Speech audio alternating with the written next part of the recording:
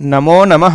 आज हम एक नूतन पाठ लेकर आपके सामने उपस्थित हुए हैं, जो है कक्षा 12 पाठ 7 नैके नापि समम गता वसुमती। किसी के साथ भी ये पृथ्वी नहीं चली, यानी मृत्यु के पश्चात इस पृथ्वी को सबने यहीं छोड़ के इस धराधाम से विदा हुए हैं, ऐसा अर्थ होता है इस शीर्षक का। चलिए हम पाठ की भूमिका को थोड़ा सा विहंगावलोकन करते हैं।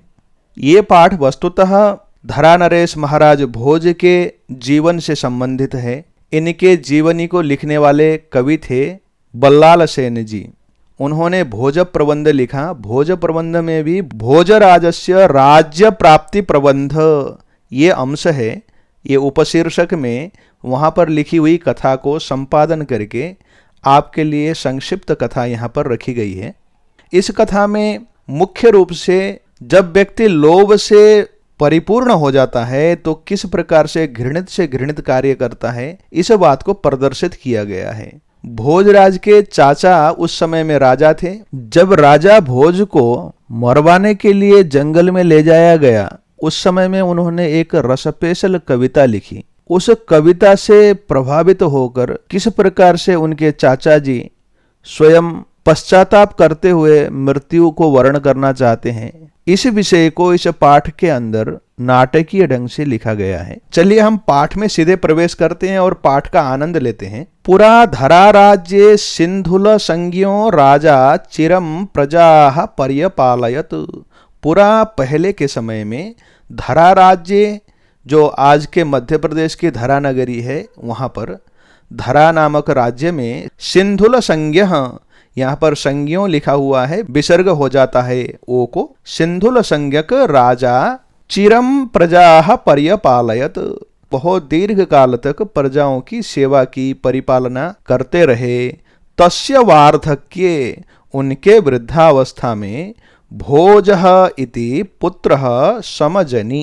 तस्य, उनके वार्धक्ये वृद्धावस्था में, भोज ऐसा पुत्रः पुत्र, समजनि उत्पन्न हो गया।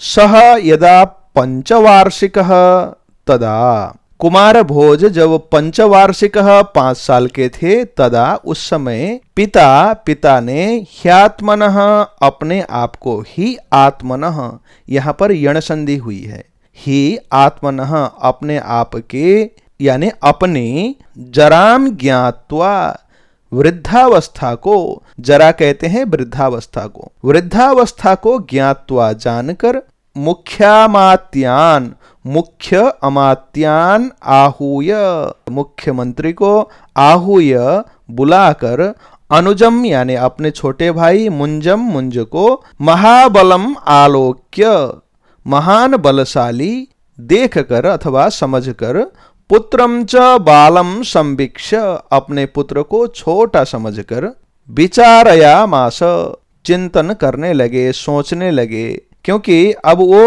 अत्यंत वृद्ध हो चुके थे। अब उनके सामने एक तो राज्य को संचालन करने में समर्थ बलवान भाई था, दूसरे तरफ उनका स्वयं का बेटा अत्यंत छोटा था, वो राज पदवी को संचालन करने में असमर्थ था। इस बात को समझने के बाद, सोचने के बाद वो सोचने लगे, यद्यहम, यदि अहम, यहां भी यण संधि है, यदि मैं राज्य लक्ष्मी भार धारणा समर्थम, राज्य लक्ष्मी के भार को, इस सत्ता के भार को धारण समर्थम, धारण करने में समर्थ, सहोदरम, अपने छोटे भाई को, अपहाय, त्याग कर, राज्यम, इस राज्य को, पुत्राय प्रयच्छामि, अपने छोटे पुत्र भोज को देता हूं। तदा लोकापवाद, तदा लोक अपवाद, लोक निंदा मुझ पर लगेगा। उस समय लोग कहेंगे, अपने पुत्र मोह के कारण छोटे भाई को छोड़कर इतने छोटे बालक को राज्य दे दिया, ऐसा लोक अपवाद मुझ पर लगेगा। अथवा बालम में पुत्रम मुंजो राज्य लोभाद विषादिना मारयिष्यति, अथवा ऐसा भी हो सकता है, बालम में पुत्रम, मेरे छोटे पुत्र को, मुंजः राज्य लोभात, मुंज कहीं राज्य के लोभ के कारण, विषादिना मारयिष्यति, विष इत्यादि देकर मार भी सकता है। तदा दत्तमपि राज्यम वृथा, उस समय तो दिया हुआ राज्य भी बेकार हो जाएगा। मैं पुत्र को राज्य तो दूंगा, किंतु उस राज्य का भोग करने से पूर्व ही मेरे पुत्र को मार दिया जाएगा तो बेकार ही हो जाएगा, ऐसा सोच लिया। उसके बाद वो सोचते हैं पुत्र हानिर वंशोच्छेदश्च, पुत्र हानि ही पुत्र का नाश, वंश का उच्छेद, वंशोच्छेद, यहां पर भी संधियां हैं। वंशोच्छेद, वंश उच्छेद, यहां पर गुण संधि है, और उच्छेदश्च यहां पर विसर्ग संधि है, उच्छेदः च। पुत्र का नाश, वंश का नाश इत्यादि भी हो जाएगा, ऐसा विचार्य, विचार करके राज्यम, राज्य को मुंजाय दत्वा, मुंज को देकर, अपने छोटे भाई मुंज को देकर, तद उत्संगे भोजम आत्मानं मुमोच, तद उत्संगे भोजम, उसके उत्संग यानी गोद में, भोजम यानी अपने पुत्र भोज को, इस दत्वा को फिर से हमें लगाना होगा। तत् उसके, उत्संगे गोद में, भोजम दत्वा भोज को देकर, यानी अपने पुत्र को देकर, आत्मानं मुमोच, अपने आप को त्याग दिया। अपने आप को त्याग दिया का अभिप्राय यह है कि अपने प्राण को उन्होंने त्याग दिया। मुमोच यानी त्याग दिया, यानी वो मृत्यु को प्राप्त हो गए। अब छोटे बेटे को अपने छोटे भाई मुंज के गोदी में रख दिया, राज्य भी मुंज को दे दिया। इस प्रकार से उन्होंने प्राण त्याग दिए। अब आगे ततः क्रमाद, उसके बाद धीरे धीरे, राजनी दिवंगते, राजा के मृत्यु हो जाने पर, स्वर्ग चले जाने पर, दिवम स्वर्ग को कहते हैं, दिवंगते स्वर्ग चले जाने पर, संप्राप्त राज्य संपत्ति ही, अब प्राप्त हुए राज्य संपत्ति वाला मुंज, मुंज मुख्यामात्यम बुद्धिसागर नामानम, मुख्य अमात्यम मुख्यमंत्री, बुद्धिसागर नामानम, बुद्धिसागर नाम वाले मुख्यमंत्री को, व्यापार मुद्रया, व्यापार के बहाने से, मुद्रा कहते हैं बहाना, बहाना को भी मुद्रा कहा जाता है, व्यापार के बहाने से दूरीकृत्य, दूर करके, इस बहाने से दूर कर दिया गया कि उस मुख्यमंत्री को पता ही न चले, उसके पद से उसको च्युत कर दिया गया। क्योंकि वो बड़े भाई सिंधुल का मुख्यमंत्री था, अभी भी मुख्यमंत्री के पद में ही था, तो उसको दूर करने के बाद ही अपने आनंद से राज्य को भोगा जाए, ये भाव रहा होगा उनका, और ऐसा सोचकर उसको दूर कर दिया गया। तत्पदे अन्यम नियोजयामास, उसके स्थान पर दूसरे को नियोजयामास, नियुक्त किया। अथ कदाचन, उसके बाद किसी समय, सभायाम राज्यसभा में, ज्योतिः शास्त्र पारंगतः, ज्योतिष शास्त्र में पारंगत, कश्चन कोई, ब्राह्मण समागम्य आकर, राजानम आह, राजा को बोला। उसके बाद कुछ समय बाद कोई ऐसा व्यक्ति आया जो ज्योतिष शास्त्र में पारंगत था, वो ब्राह्मण आकर बोला, देव लोकाः माम सर्वज्ञम कथयन्ति, हे महाराज मुझको सभी लोग सर्वज्ञ ऐसा कहते हैं, यानी मैं भविष्य देखने में बड़े निपुण हूं। तत्किमपि यथेच्छम पृच्छ, इसलिए तदर्थम ऐसा अर्थ है, इसलिए किमपि कुछ भी, यथेच्छम जो मन में लगे, पृच्छ पूछ लो, ऐसा जब उस ज्योतिर्विद ने, ज्योतिष ने कहा, ततो मुंजः प्राह, उसके बाद मुंज राजा बोले, भोजस्य जन्म पत्रिकाम विधेहि, भोजस्य भोज की, जन्म पत्रिका को विधेहि बनाओ। अब आप भोज के जन्म पत्रिका को बनाकर हमें उसके भविष्य के बारे में बताओ, ये अभिप्राय है। विप्रः जन्म पत्रिकां विधाय उक्तवान, विप्रः ब्राह्मण ने जन्म पत्रिका को विधाय बनाकर, उक्तवान बोला। क्या बोला ये इस श्लोक में है, 55 वर्षाणि सप्तमासदिनत्रयम्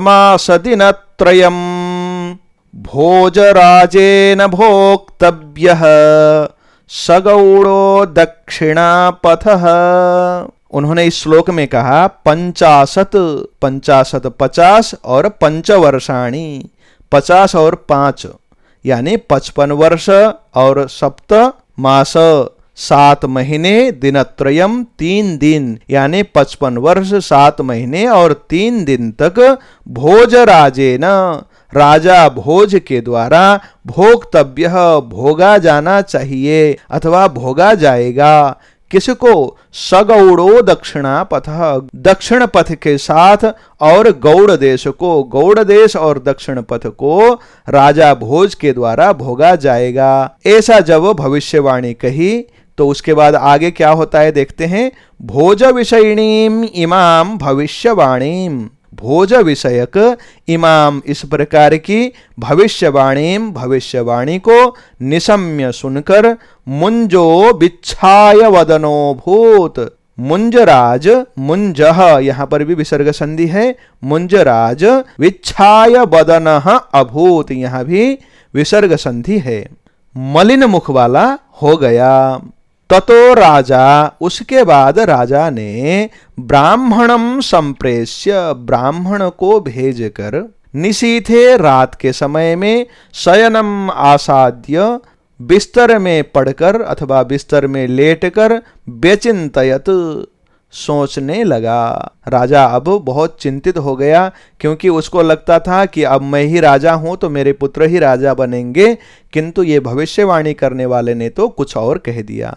यदि राजलक्ष्मी ही भोजकुमारम गमिष्यति, यदि राजलक्ष्मी यानी ये राज्य भोजकुमार यानी भोजराज को जाएगी, तदा अहम जीवन अपि मृतः, यहां भी द्वित्व हो गया है, जीवन अपि मृतः, यहां पर भी द्वित्व संधि है। उस समय में जीता हुआ भी मरा हुआ, जीते जी मर जाऊंगा, ऐसी अवस्था होगी। मेरे बाद मेरा भतीजा राजा बन जाए ये मेरे लिए सह्य नहीं है, मैं सह नहीं पाऊंगा, ऐसा उसका भाव है।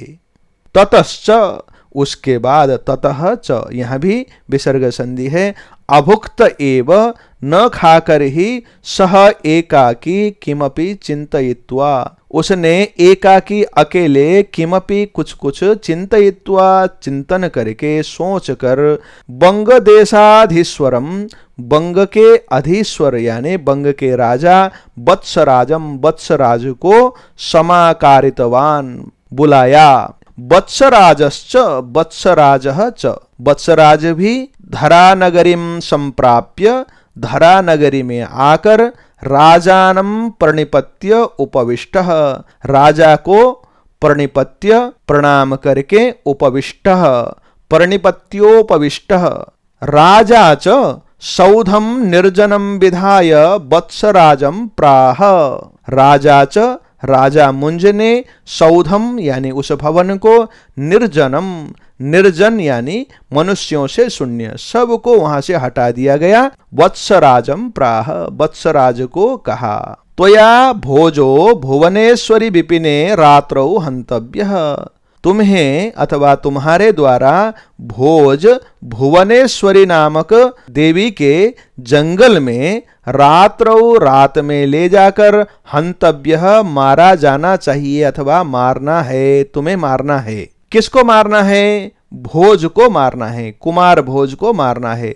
छिन्नम च तस्य शिरः, छिन्न हुआ यानी टुकड़े में परिणत हुआ उसका सिर क्या करना है? मत पार्श्वे अंतःपुरम आनेतव्यम, मत पार्श्वे मेरे पास अंतःपुरम आनेतव्यम, अंतःपुर में लाना है। अंतःपुर कहते हैं राजा के उस स्थान को जहां पर वो सोते हैं और स्त्रियां रहती हैं और जहां पर अन्य लोगों का प्रवेश नहीं होता है, केवल राजा और राज परिवार के सदस्य ही रहते हैं, उस स्थान को अंतःपुर कहा जाता है। एतन्निशम्य, एतद निशम्य, इस बात को सुनकर वत्सराजः उत्थाय नृपम नत्वा प्रावोचत, वत्सराज, वत्सराज ने उत्थाय उठकर नृपम नत्वा राजा मुंज को नत्वा प्रणाम करके प्रावोचत बोला। क्या बोलता है देखते हैं। यद्यपि देवादेशः, यद्यपि महाराज की आज्ञा, महाराज का आदेश प्रमाणम प्रमाण ही होता है, राजा की आज्ञा अपने आप में प्रमाण है, उसके लिए कोई प्रमाण ढूंढने की आवश्यकता नहीं है। किंतु पुनरपि, फिर भी, किंचिद वक्तु कामोस्मि, फिर भी कुछ कहना चाहता हूं। वक्तु कामः अस्मि, कहना चाहता हूं। सापराधमपि, अपराध से सहित, सापराध, यदि अपराध से सहित हो, मे वचः, मेरी वाणी अपराध से युक्त हो, फिर भी क्षंतव्यम, क्षमा करें अथवा क्षमा किया जाना चाहिए। यद्यपि आपका कहना अपने आप में प्रमाण है, किंतु फिर भी मैं कुछ कहना चाहता हूं, मेरी वाणी में कोई दोष हो तो आप क्षमा करें। ऐसा कहते हुए आगे कहता है, देव पुत्र वधो न कदापि हिताय भवतीति। हे महाराज, हे देव, पुत्र वधः, पुत्र का वध करना, न कदापि, कभी भी, हिताय भवति इति, हित के लिए नहीं होता है, हितकारी नहीं होता है। अपने पुत्र सदृश अपने भतीजे का वध करने की जो बात कर रहे हैं आप, वो हितकारी नहीं होगा। ऐसा कहा। वत्सराजस्य इदं वचनम आकर्ण्य, वत्सराज के इस बात को सुनकर कुपितो राजा प्राह, कुपित हुआ राजा बोला, त्वं मम सेवकोसि, तुम मेरे सेवक हो। सेवकः असि, यहां भी विसर्ग संधि है। मया यत् कथ्यते, मेरे द्वारा जो कहा जाता है, त्वया तद विधेयम, तुम्हें वह करना चाहिए, अथवा मैं जो कहता हूं उसे तुम्हें करना होगा। पुनः वत्सराजः राजाज्ञां पालनीयैवेति मत्वा तूष्णीं बभूव, पुनः उसके बाद वत्सराज ने राजाज्ञा, राजा आज्ञा, यहां भी दो शब्द हैं, राजा के आज्ञा को पालनीया, राजा के आज्ञा पालनीया एव इति, वृद्धि संधि हुई है, पालनीया एव, पालना ही है, मत्वा, मानकर, तूष्णीं बभूव, शांत हो गया। अनंतरम,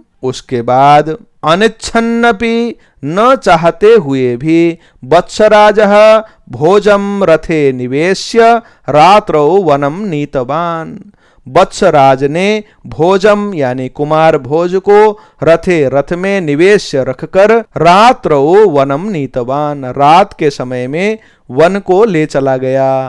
तत्र आत्मनो वध योजनाम ज्ञात्वा, तत्र उसके बाद वहां पर, आत्मनः अपनी, वध योजनाम वध की योजना, ज्ञात्वा जानकर, भोजः भोज ने, किमपि वत्सराजम कथितवान, कुछ वत्सराज को कह दिया, यानी जो मारने के लिए लेके गया था वत्सराज, उसके कान में कुछ कह दिया। तद्वचनैः वैराग्यमापन्नो वत्सराजः तम न हतवान, तद्वचनैः, उसके वचनों के द्वारा, भोज के वचनों के द्वारा, वैराग्यम आपन्नः, वैराग्यम आपन्नः, वैराग्य को प्राप्त हुआ, वत्सराजः, वत्सराज ने, तम न हतवान, उस बालक भोज को नहीं मारा, अपितु इसका उल्टा, गृहम आगत्य, घर आकर, भोजम, भोज को, गृहाभ्यंतरे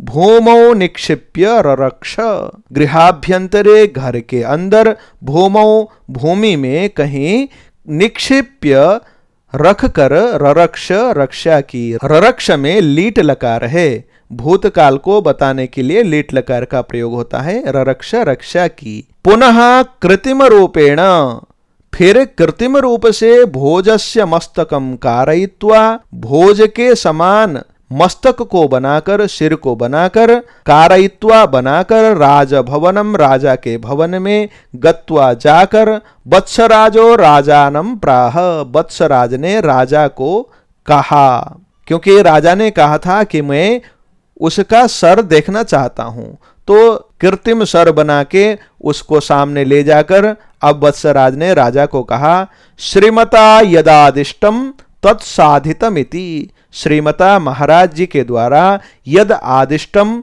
जो आदेश दिया गया था, तत्साधितम, वह साधित किया गया, उसको मैंने पूरा कर लिया। ततो राजा भोजबधम ज्ञात्वा तम पृष्टवान, उसके बाद राजा ने भोज के बध को जानकर, ज्ञात्वा जानकर, तम पृष्ठवान, वत्सराज को पूछा।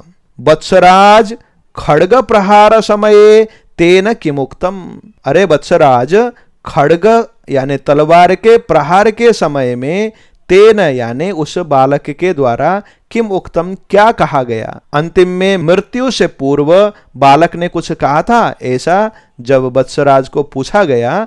वत्सराजेन च राज्ञे भोजस्य अंतिम संदेश रूपेण तत्प्रदत्तः श्लोकः समर्पितः। वत्सराज के द्वारा राजा के लिए भोज का अंतिम संदेश, भोजस्य भोज का अंतिम संदेश रूपेण अंतिम संदेश के रूप में तत्प्रदत्तः उसका दिया हुआ श्लोकः श्लोक समर्पितः समर्पित कर दिया गया। यही श्लोक है जिस श्लोक के कारण राजा भोज जीवित हुए थे। यही श्लोक उन्होंने वत्सराज को भी सुनाया था, तो वो भी बड़े वैराग्य को प्राप्त होकर इनको मारना छोड़कर इनको बचाने की ओर लग गया था। इसी श्लोक के कारण उनका जीवन बच गया था। तो ये मार्मिक श्लोक कौन सा है वो अब आगे आने वाला है। मान्धाता च महीपतिः कृतयुगालंकार भूतो गतः सेतुर्येन महोदधौ विरचितः क्वासौ दशास्यान्तकः। अन्ये वापि युधिष्ठिर प्रभृतयो याता दिवं भूपते नैके नापि समंगता वसुमती नूनम त्वया यास्यति। बड़ा मार्मिक श्लोक यहाँ पर वत्सराज ने राजा मुंज को सुना दिया। देखो इस श्लोक का अर्थ है, मान्धाता च महीपति। महीपति पृथ्वी का पालक। कौन? मान्धाता। मान्धाता पृथ्वी के राजा। कब? कृतयुगालंकार भूतः। कृतयुग सत्ययुग के अलंकार भूतः गतः। सत्ययुग में सर्वाधिक वंदनीय सर्वाधिक माननीय राजा मान्धाता हुए। ये तो कलियुग है, यानी सत्ययुग, त्रेता, द्वापर और कली। इन तीनों युगों से पूर्व सर्वप्रथम इस पृथ्वी के सबसे बड़े राजा के रूप में मान्धाता हुए। वो भी गतः, वो भी चले गए, वो भी जीवित नहीं रहे, वो भी मृत्यु को प्राप्त हो चुके हैं। सेतुर्येन महोदधौ विरचितः। सेतु पुल, महोदधौ समुद्र में, विरचितः निर्माण किया। ये न जिसके द्वारा समुद्र में पुल बनाया गया। क्वासौ कहाँ है वह? कौन? दशास्यांतकः 10 सिर वाले रावण को मारने वाले राम कहाँ हैं? यानी वो भी आज जीवित नहीं है इस पृथ्वी में, इस धराधाम में वो भी नहीं है। अन्ये वापि युधिष्ठिर प्रभृतयः। अथवा अन्ये वा अपि अथवा युधिष्ठिर आदि, युधिष्ठिर प्रभृतयः प्रभृति युधिष्ठिर आदि याता दिवम भूपते। हे राजा मुंज, वे भी याता दिवम, वे भी दिवम स्वर्गलोक को याता चले गए, कोई नहीं बचा। नैके नापि समम गता। देखो इतने सारे राजा इस धरती में हुए, इस धराधाम को भोग करते रहे, उनमें से कोई नहीं बचा। हे महाराज, नैके नापि समम गता। अंत में व्यंग्य मारते हैं कि नैके नापि समम गता, किसी के साथ, समम साथ, न एकेन अपि, किसी के साथ भी नहीं। न का मतलब नहीं, समम गता साथ गई।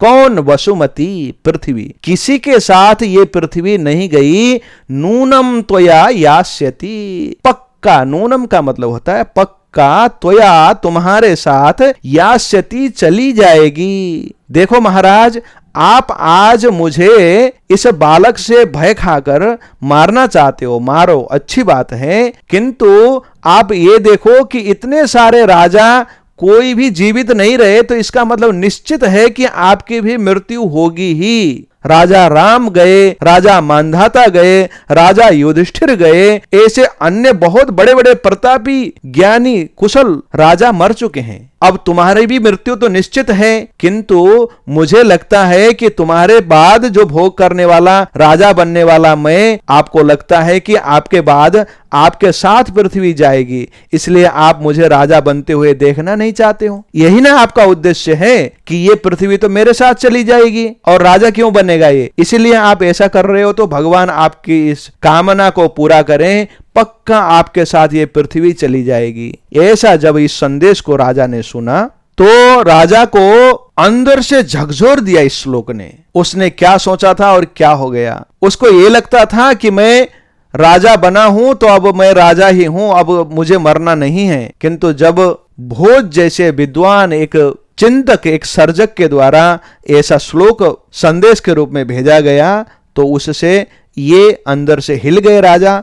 और श्लोकम इमम अधीत्य, इस श्लोक को पढ़कर शोक संतप्तः मुंजः, शोक से संतप्त हुए मुंज ने प्रियाश्चित्तम कर्तुम, प्रियाश्चित्त करने के लिए आत्मनो बहनौ प्रवेशनम निश्चितवान, अपने आप को बहनौ अग्नि में प्रवेशनम प्रवेश करने का निश्चितवान निश्चय किया। राज्ञः वहनी प्रवेश कार्यक्रमम श्रुत्वा, राजा के वहनी यानी अग्नि में प्रवेश करने का कार्यक्रम को श्रुत्वा सुनकर वत्सराजः बुद्धिसागरम नत्वा शनैः शनैः प्राह, वत्सराज ने बुद्धिसागर नामक मंत्री को नत्वा प्रणाम करके शनैः शनैः धीरे धीरे प्राह बोला।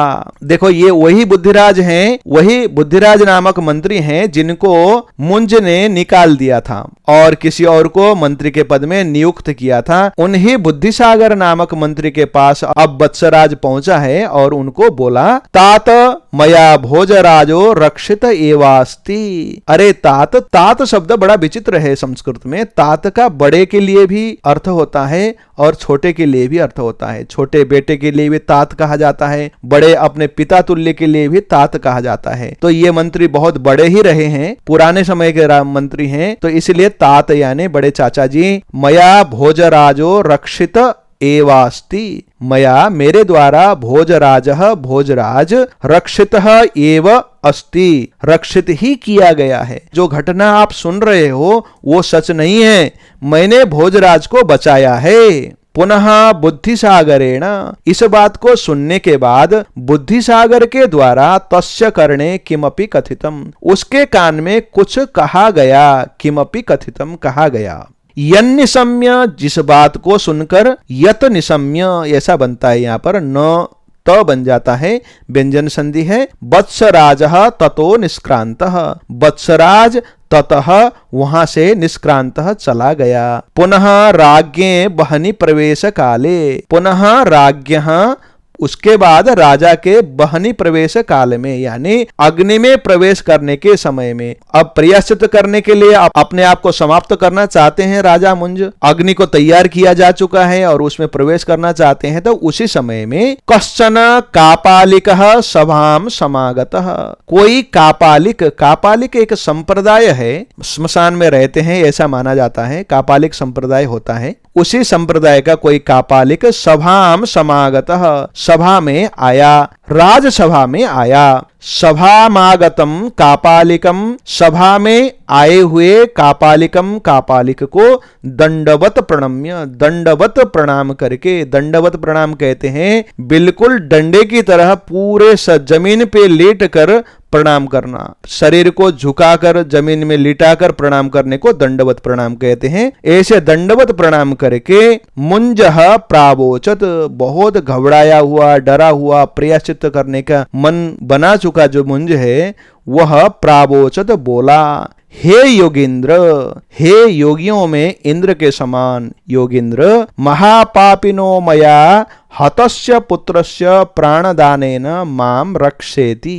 महापापिनः, महान पापी, मया मेरे द्वारा, हतस्य मारे हुए, पुत्रस्य पुत्र का, प्राणदानेन प्राणदान करके, माम रक्ष इति मुझको रक्षा करो ऐसा, यानी मैंने पुत्र को मार दिया, पुत्र का वध करवाया, अब उस बच्चे के, उस पुत्र के प्राण को दान करके यानी उसको बचाकर मुझे बचाओ, ऐसा उस कापालिक को देखकर राजा मुंज बोला। भोज प्रबंध की बात करें तो भोज प्रबंध में इससे पहले बुद्धिसागर आकर राजसभा में बहुत डांटते हैं मुंज को और कहते हैं कि तूने अच्छे लोगों को, ज्ञानी लोगों को राज पदवी से हटा दिया, मंत्रियों को हटाया और ऐसे बुरे बुरे कर्म करने वालों को रखा। इसका परिणाम अब भुगत ले, अब तू तो मृत्यु को प्राप्त होगा, लेकिन तेरी बदनामी कभी नहीं हटने वाली। तू अग्नि में भले ही प्रवेश कर रहा है, लेकिन ये लोक में तेरा अपवाद रहेगा। ऐसा बहुत कुछ डांटते हैं। बुद्धिसागर जी के द्वारा ही प्रायोजित है कापालिक।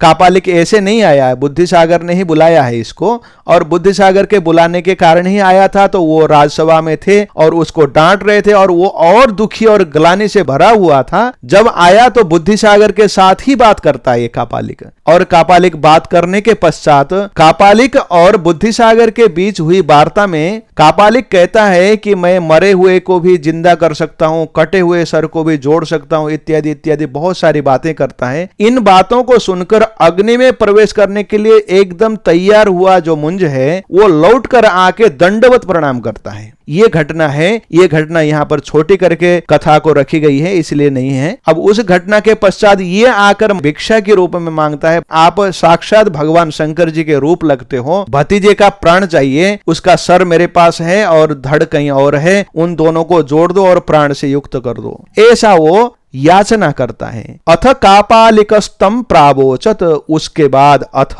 बाद कापालिक ने तम उसको प्रावोचत बोला, राजा को बोला, राजन मां भैषी, अरे राजन डरो मत, शिव प्रसादेन सह जीवितो भविष्यति, भगवान शंकर जी के प्रसाद से सह वह राजकुमार जीवितः भविष्यति, जीवित हो उठेगा। कापालिक ने कह दिया भगवान शंकर जी के प्रसाद से वो अब जीवित हो जाएगा। तदा श्मशान भूमौ कापालिकस्य योजनानुसारम भोजः तत्र समानीतः, उसके बाद श्मशान भूमौ, श्मशान घाट में कापालिकस्य, कापालिक के योजनानुसारम, योजना अनुसार भोजः तत्र समानीतः, भोज वहां पर लाए गए। क्योंकि ये योजना थी, क्योंकि ये जीवित ही थे, तो योजना बनाकर भोज को वहां पर लाया गया, और कृत्रिम जो खोपड़ी बनाई गई थी, सिर बनाया गया था, उस सिर को लाया गया,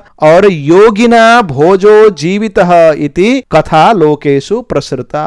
उसके बाद धड़ के साथ सर को जोड़ दिया गया, ऐसा बनाकर योगी के द्वारा, योगी के द्वारा भोजः भोजराज जीवितः जीवित किया गया, इति कथा, ऐसी कथा लोकेषु प्रसृता, लोक में, इस संसार में प्रसिद्ध हो गई। पुनः उसके बाद गजेंद्रारूढ़ो भोजः, गजेंद्र में अर्थात हाथी के ऊपर आरूढ़ होकर भोजः भोज राजभवनम अगात, राजभवन की ओर चले गए। संतुष्टो राजा, संतुष्ट हुआ राजा मुंज, भोजम भोज को निज सिंहासने, अपने सिंहासन में निवेश्य रखकर, यानी राज पदवी देकर, निज पट्टराज्ञीभिश्च सह, अपनी पटरानियों के साथ, तपोवन भूमिम, तपोवन की भूमि यानी तपोवन की ओर, गत्वा जाकर, परम तपस्तेपे, परम तपः बहुत सा तप, बहुत अच्छे से तप को तेपे किया, तप किया। भोजश्चापि, भोजराज ने भी, चिरम प्रजा, बहुत लंबे समय तक, प्रजा प्रजाओं को, पालितवान पालन किया, प्रजाओं का पालन किया। राजा भोज ने बहुत लंबे समय तक इस राज्य को संचालन किया। और राजा भोज के विषय में तो आप लोग बहुत सारे सुनते ही होंगे, जानते ही होंगे। राजा भोज ऐसे राजा हुए जिनकी विद्वत्ता की भी बहुत प्रसिद्धि है। वो बहुत विद्वान थे, स्वयं में कवि थे, कुशल प्रशासक थे, बहुत निपुण योद्धा थे, और उनके बहुत सारी प्रशंसाओं में, बहुत सारी गाथाओं में, बहुत सारे गीतों में उनको आज भी स्मरण किया जाता है। ऐसे राजा भोज की इस कथा को हमने पढ़ लिया। इसका मुख्य अंश हमें समझना क्या है कि प्रत्येक व्यक्ति को कभी भी लोभ में आकर किसी भी प्रकार के गलत कार्य को नहीं करना चाहिए, जिसके कारण हमें बाद में बहुत पश्चाताप हो। किसी भी काम को लोभ में आकर नहीं करना चाहिए। इसके साथ ही यह पाठ यहीं पर पूर्ण हो जाता है। पाठ अच्छा लगा हो तो लाइक जरूर कीजिएगा। इसके अभ्यास के साथ पुनः मिलेंगे, तब तक के लिए नमो नमः। पढ़ते रहें, आगे बढ़ते रहें। धन्यवाद।